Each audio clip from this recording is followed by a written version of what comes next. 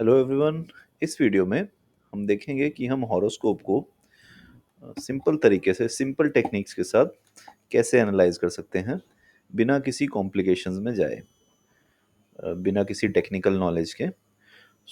इस वीडियो में हम देखेंगे कि कई बार आपको ऐसा लगता है लाइफ में कि किसी पर्टिकुलर रिलेशन को आप बहुत ज़्यादा उस रिलेशन पे आप बहुत ज़्यादा एफर्ट कर रहे हैं, आपके साइड से एफर्ट बहुत ज़्यादा है, लेकिन सामने से आपको उतना रिटर्न या उतना रिवॉर्ड या रिकॉग्निशन नहीं मिल रही।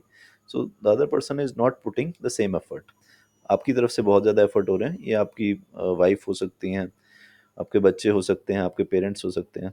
आपको लगता है कि आपके एफर्ट्स बहुत ज़्यादा हैं, लेकिन दूसरी तरफ से ना ही उतने एफर्ट हैं, ना ही उतनी रिकॉग्निशन है। सो एट टाइम्स आपको लगता है कि ऐसा क्यों हो रहा है। ये देखते हैं कि हम ये कुंडली से हम ये कैसे पता कर सकते हैं। इसके लिए सबसे पहले हमें रिलेशंस पता होना चाहिए कि कौन सा भाव कुंडली का कौन सा रिलेशन बताता है। जैसे ये पहला भाव है, कुंडली का पहला भाव आपको खुद को बताता है। ये आप खुद हैं, ये हैं आप खुद।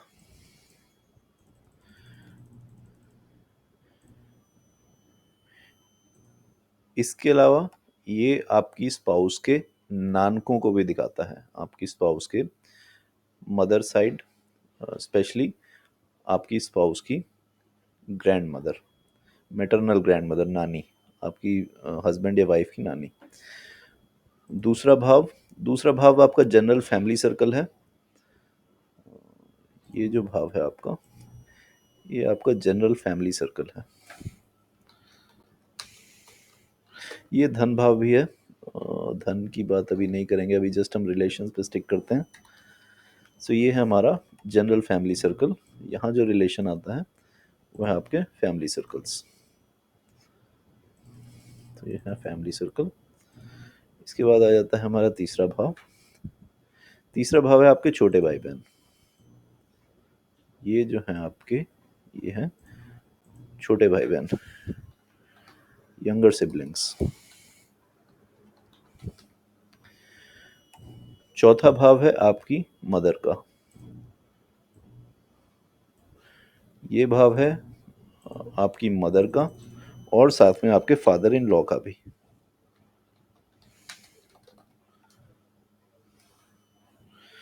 फादर इन लॉ को भी छोड़ते हैं क्योंकि इन लॉज का एक स्पेशल हाउस भी है। फोर्थ हाउस है मदर का। फिफ्थ हाउस है बच्चों का। ये जो हाउस है ये है चिल्ड्रंस का।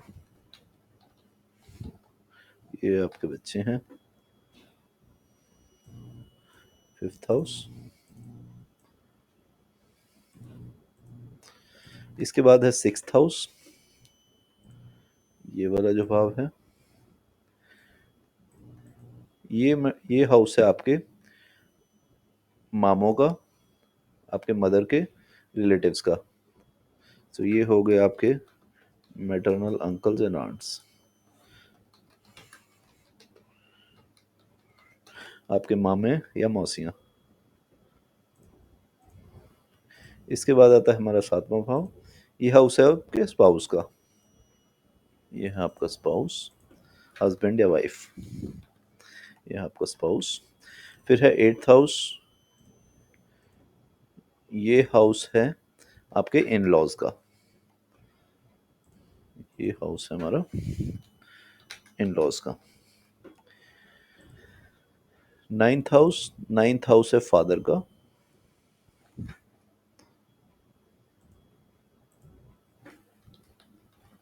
नाइन्थ हाउस है फादर का।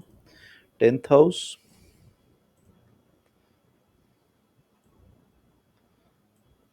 टेंथ हाउस है बॉस, या ये वर्क प्लेस भी हो सकता है, ऑफिस भी हो सकता है। बॉस या वर्क प्लेस हो गया। ये फादर को भी रिप्रेजेंट करता है after you start working.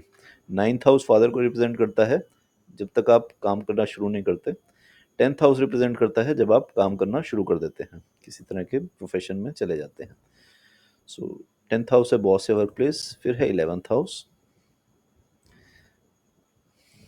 11th house है हमारा जनरल फ्रेंड सर्कल या सोशल सर्कल। सो एट टाइम्स आपको लगता है कि मैं फ्रेंड सर्कल में मेरे को बहुत ज़्यादा मैं इनपुट देता हूँ, लेकिन फ्रेंड्स से मुझे उतना रिटर्न नहीं मिलता। 12th house,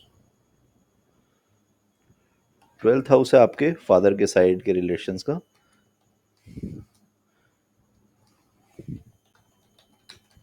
paternal uncles and ants, ये हैं आपके ताऊ चाचे बुआ, ये है 12वां भाव। सो ये है हमारे रिलेशंस, भावों में रिलेशंस। अब आपने क्या करना है, अब आपने अपने हॉरोस्कोप में दो चीज़ें देखनी हैं।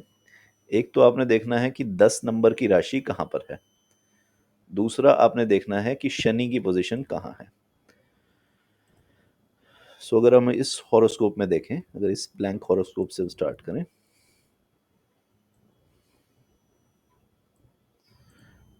सो मान लीजिए कि 10 नंबर का लगन है। सो अगर ये लगन है 10 नंबर का,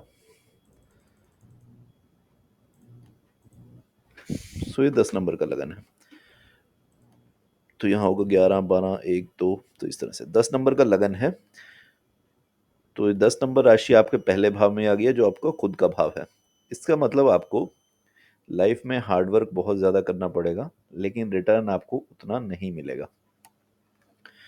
सो इस चीज़ को एक्सेप्ट कर लें कि ये डेस्टिनी है, इससे बचा नहीं जा सकता। अगर 10 नंबर का लगन है आपका, तो ये बात आप एक्सेप्ट कर लें कि आपको एफर्ट करना पड़ेगा, बहुत ज़्यादा एफर्ट करना पड़ेगा, और जो रिटर्न आएगा वो उसके प्रोपोर्शन में बहुत लिमिटेड आएगा। सो एक बार आप इस चीज़ को एक्सेप्ट कर लेंगे, फिर ये चीज़ आपको उतना परेशान नहीं करेगी जितना अदरवाइज़ कर सकती है। अदरवाइज़ आप बहुत ज़्यादा इरिटेबल हो सकते हैं या कंप्लेनिंग नेचर के हो सकते हैं कि मैं एफर्ट कर रहा हूँ लेकिन रिटर्न नहीं आ रहा। तो ये डेस्टिनी है, ये आपके हॉरोस्कोप में लिखी हुई है कि आपका 10 नंबर का लगन है। मान लें कि ये लगन यहाँ पर 9 नंबर का है, 9 नंबर का लगन है, तो हमारा जो 10 नंबर बनता है वो बन जाता है यहाँ पर। तो ये बन गया हमारा 10 नंबर लगन। सो ये आ गया हमारा general family circle, friend circle, relations में। और क्योंकि ये धन भाव भी है, तो धन के लिए भी आपको एफर्ट बहुत ज़्यादा करना पड़ेगा, रिटर्न आपको उतना नहीं मिलेगा। जनरल फैमिली में भी, रिलेशंस में भी आपके एंड से एफर्ट ज़्यादा होंगे, दूसरे साइड से आपको उतना रिस्पॉन्स नहीं मिलेगा। अगर आप इससे आइडेंटिफाई कर रहे हैं तो इसको एक्सेप्ट कर लें एज डेस्टिनी, क्योंकि 10 नंबर राशि मकर राशि आपकी दूसरे भाव में है। अब अगर ये 8 नंबर का लगन है, 8 नंबर का अगर ये लगन है, तो हमारी जो 10 नंबर राशि आती है वो आती है यहाँ पर। तो ये आती है 10 नंबर राशि यहाँ पर, यह है छोटे भाई बहनों की। सो अगर आपका मकर लगन यहाँ पर है, तो ये एक्सेप्ट कर लें कि आपको अपने छोटे भाई बहनों के लिए आपको ज़्यादा एफर्ट करने पड़ेंगे, वहाँ से मिलने की उम्मीद ना करें, ये भूल ही जाएं कुछ मिलेगा। ये एक्सेप्ट कर लें कि ये डेस्टिनी है आपकी, आपको अपने छोटे भाई बहनों के लिए कुछ कंट्रीब्यूट करना है। यही लगन अगर अब 7 नंबर का लगन है, 7 नंबर का अगर लगन हो जाए, तो हमारा 10 नंबर लगन बनता है यहाँ पर, जो था हमारी मदर का। तो अगर आपका 7 नंबर का लगन है, तो ये गिवन मान लें कि आपको अपनी मदर के लिए एफर्ट करने हैं, आपने कंट्रीब्यूट करना है, वहाँ से मिलेगा कुछ नहीं, आपने ही देना है, ये आपकी डेस्टिनी है। अगर ये 6 नंबर का लगन है, 10 नंबर हमारा यहाँ पर आ रहा है, तो आपने अपने बच्चों को देना है, वहाँ से वापस मिलेगा ये भूल जाएं, भूल जाएं, एक्सेप्ट कर लें, इससे आपकी लाइफ जो है इजी हो जाएगी। अगर ये लगन है 5 नंबर का, यहाँ पर 10 नंबर लगन आ रहा है आपका यहाँ पर, ये है आपके मैटरनल रिलेटिव्स का, आपके मामों और मौसियों का।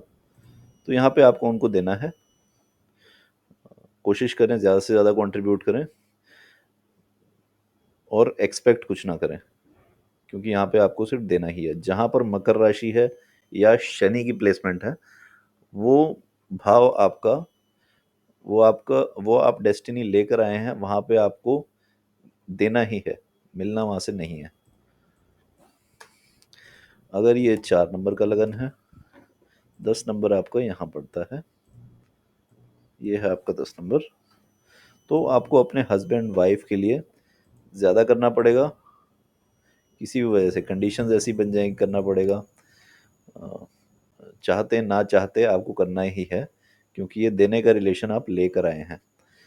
सो अगर इस सिचुएशन में आप हैं कि आपको लग रहा है मैं हस्बैंड या वाइफ के लिए मैं ज़्यादा कर रहा हूँ, मैं ज़्यादा कर रही हूँ, लेकिन मुझे कुछ नहीं मिल रहा, तो आप इसको एक्सेप्ट कर लें कि 10 नंबर लगन, 10 नंबर राशि जो है वो आपके 7th हाउस में है, तो ये आपकी किस्मत है, इससे आप नहीं बच सकते। अगर ये 3 नंबर का लगन है, 10 नंबर आता है हमारा यहाँ पर, या 10 नंबर ना होगा, सो आपने अपने इन लॉज को देना है। बचने की कोशिश करेंगे तब भी देना पड़ जाएगा, बच नहीं पाएंगे, पॉसिबल ही नहीं है। 2 नंबर यहाँ, तो 10 नंबर बनेगा यहाँ पर, ये था फादर का। सो आपने अपने फादर के लिए करना है कुछ, आपने उनको देना है, वहाँ से मिलने की उम्मीद ना करें।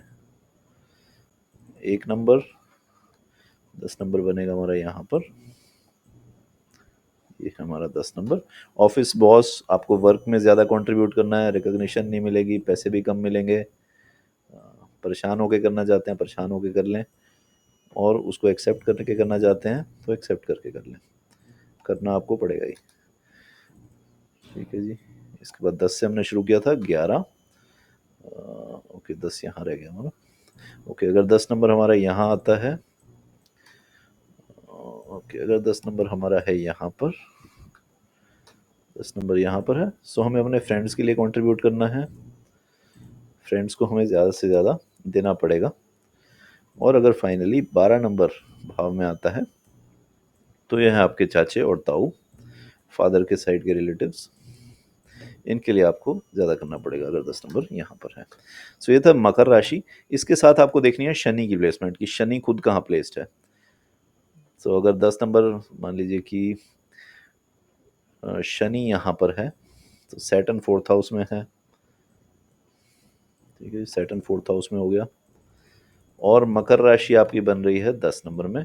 सो यहाँ पे शनि आपको कह रहा है कि आपको अपनी मदर के लिए भी कुछ करना पड़ेगा, फादर के लिए भी कुछ करना पड़ेगा, मिलेगा वहाँ से कुछ भी नहीं, या मिलने की उम्मीद ना ही करें, क्योंकि ये किस्मत आप लेकर आए हैं।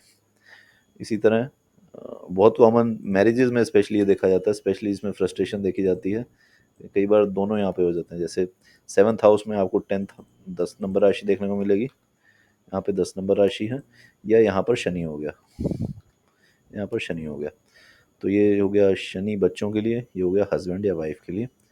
सो ये आपकी फैमिली लाइफ जो है, आपको लगेगा कि आप बहुत ज़्यादा कंट्रीब्यूट कर रहे हैं अपने रिलेशन में, हस्बैंड या वाइफ के लिए भी, बच्चों के लिए भी, लेकिन उस अकॉर्डिंग आपको रिकग्निशन या वापसी आपको कुछ नहीं मिली। सो आपके एंड से एफर्ट ही है।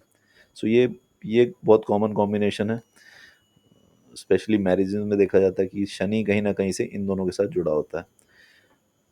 तो देखना बेसिकली हमें ये है कि शनि आपको क्या बताना चाह रहा है, किस जगह, किस रिलेशन में, किस पार्ट ऑफ लाइफ पे आपको एफर्ट ज़्यादा करने हैं, रिटर्न्स नहीं मिलने, इसलिए आपको एफर्ट्स और ज़्यादा करने पड़ेंगे। सो अगर 10% एफर्ट से आपके 2% रिजल्ट है, सो बेटर है अपने एफर्ट्स 100% कर दें, ताकि 20% रिजल्ट आ सकें। सो ये शनि हमें ये बता रहा है, मकर राशि और शनि की प्लेसमेंट इटसेल्फ ये बता रही है कि इस एरिया में आपको सिर्फ एफर्ट करने हैं, जितने ज़्यादा एफर्ट करेंगे उतने ज़्यादा परसेंटेज वाइज जो कम हो रही है वो कहीं ना कहीं ऊपर आ जाएगी, जिससे आप बैलेंस आउट हो जाएंगे। सो अपना हॉरोस्कोप देखें, इसको चेक करें, जिस भाव में शनि है, जिस भाव में मकर राशि है, उस रिलेशन को आपको देना है। ये आप पिछले जन्मों से अपने कर्म लेकर आए हैं।